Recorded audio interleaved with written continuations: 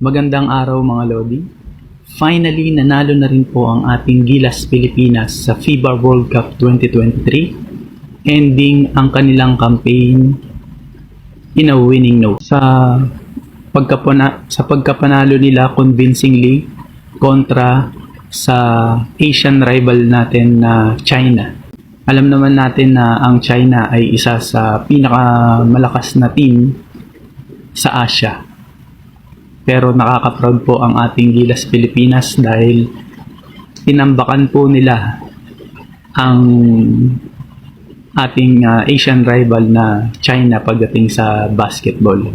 So, ibig sabihin po, talagang meron talaga pong ibubuga ang ating pambansang koponan na Gilas Pilipinas. I'm so proud po sa buong Gilas Pilipinas team dahil talaga namang tinambakan nila ang napakalakas din po na koponan na China. Sa pangunguna po yan syempre ni Jordan Clarkson na gumawa ng kanyang 34 points at nagtala ng 5 out of 10 sa long distance or 3-point shots at kabuang 11 of 18 field goals sa buong laro. Talaga namang nag-init ang mga kamay ng ating kababayan na si Jordan Clarkson, lalong-lalo na noong third quarter na gumawa ng 24 points sa third quarter na iyon.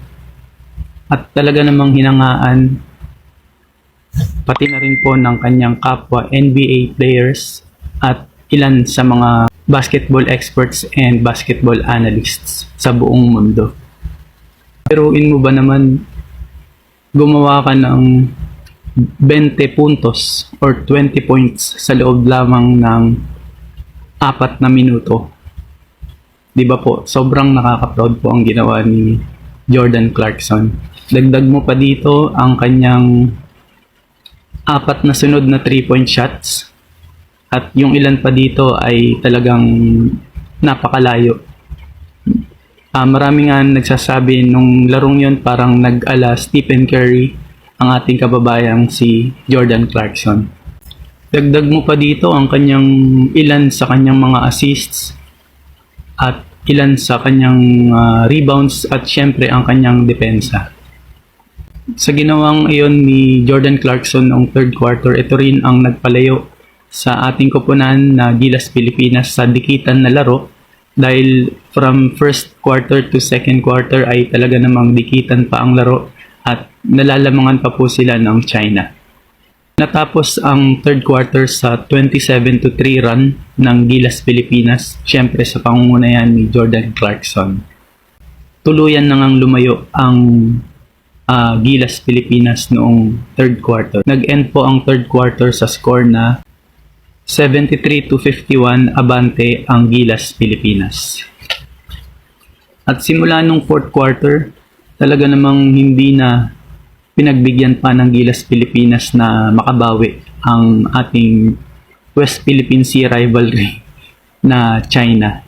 Dahil sa kanilang magagandang plays at ibang mga locals natin na talagang nag-step up ay talaga namang binaon na nila ng tuluyan ang bansang China. Natapos ang laro sa score na 96-75, convincing win para sa ating Gilas Pilipinas. At ilan nga sa ating mga local players na napakaganda ng nilaro ay ang ating lakay na si Renz Abando na talaga namang pinatunayan niya sa mga fans na talagang truly deserving siya na maging player ng Gilas Pilipinas at magkaroon ng mahabang minuto sa mga laro ng Gilas Pilipinas. Nagtala si Renz Abando ng kabuang 14 points, 5 rebounds, including yung kanyang steal at napakagandang two-handed slam dunks na talaga namang yumanig sa buong Araneta Coliseum. Hindi magkamayaw ang mga tao sa loob ng Araneta Coliseum at idagdag mo pa dyan ang mga nanonood sa kanya-kanyang mga telebisyon at nanonood online. Milyong-milyong nanonood online. Idagdag mo pa dyan ang ilan sa kanyang mga 3-point shots, depensa, lalong-lalo na yung kanyang blanca kontra sa NBA players na si Kyle Anderson. Ilan pa po sa mga maganda rin po ang pinakita ay si Kai Sotto na nagtala po ng 12 points at 6 rebounds, including yung kanyang 200 slam dunk na footback na talaga namang kinagiliwan din talaga ng fans yung 200 slam dunk ni Kai Sotto na yun.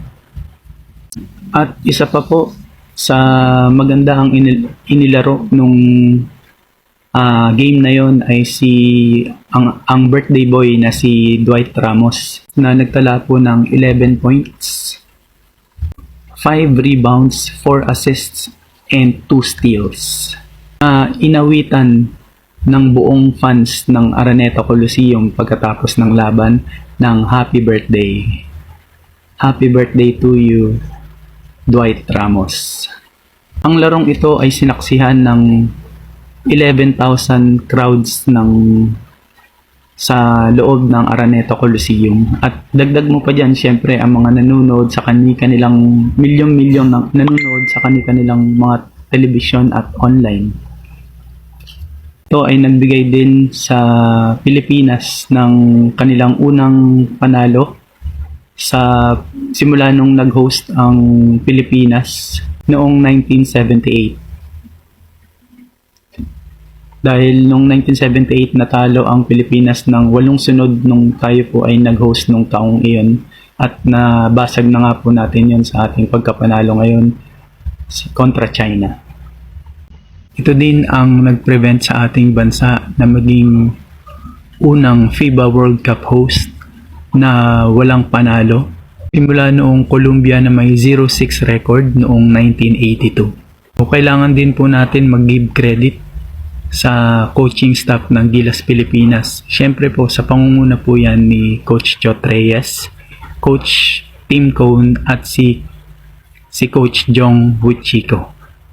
Samantala, sa kanyang interview pagkatapos ng laro, sinabi ni Coach Chot Reyes na ipinaalam niya na sa Samahang Basketball ng Pilipinas o SBP na ito na nga daw po ang kanyang huling laro bilang head coach ng Gilas Pilipinas. Sinabi pa niya na oras na para mag-giveaway po sa iba pang coaches na kwalipikado para pumalit po sa kanya. Sinabi niya nga po na siya ay nag-apply bilang isang head coach pero hindi niya po na-deliver ang inaasahang resulta ng ating bansa sa ating Gilas Pilipinas. Kaya naman po ay ayon sa kanya ay oras na para siya ay mag-step aside at hayaan na lang ang SBP or Samahang Basketball ng Pilipinas ang magdesisyon para sa ikabubuti ng Gilas Pilipinas team at ng programa nito. Kahit pa paano po sa tingin ko kailangan din po natin mag-give credit po kay Chot Reyes at mag-paid respect po dahil sa kanyang pagbuboluntaryo na pagbigyan na po ang nakararami ang mga Filipino fans sa kanilang hiling na kasama po ako doon na mag-giveaway na po at magretiro na po bilang head coach ng Pilipinas. At gayon pa man, salamat po Coach Chot Reyes sa iyong napakahabang serbisyo din po sa Gilas Pilipinas at sa Philippine Basketball. At hoping po tayo na po ay maging maganda pa po ang programa ng Gilas Pilipinas at nang magkaroon po tayo ng magandang resulta sa mga susunod pa pong kompetisyon na ating sasalihan. Siyempre po, isa po dyan ang Asian Games, ang pagbawi po natin sa FIBA Asia Qualifying Tournament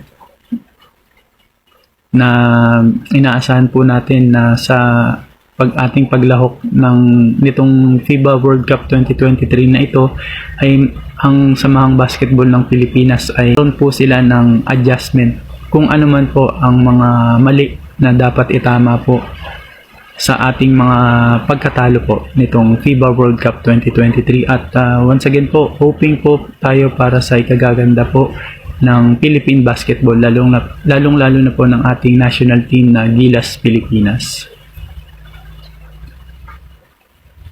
Maraming salamat po at hanggang dito na lang mga Lodi. So for more po mga Lodi. Thank you for watching and God bless po sa ating lahat.